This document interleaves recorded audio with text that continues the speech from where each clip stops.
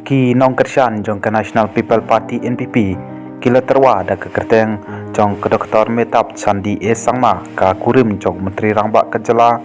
u Konrad K Sangma bad ya kekerteng jong u James K Sangma ban penyekun hagi election siteng samoy na Kambekri constituency.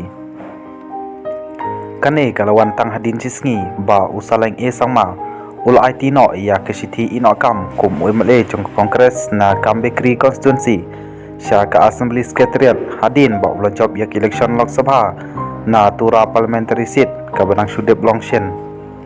u saleng ul penrem ya ka agat hake Sangma ka badai ka para kentai jong Menteri Rangba Kejala da ka bayok palat iwai penyesan pesan lakwot ka thamai kubon na ka parti hakasni balang kale tho ba kaladon ka jingdawa na kinong trei jong ka parti ba kadai ban penyeng da ka Dr. Metap Sandi Lane da u James K Sangma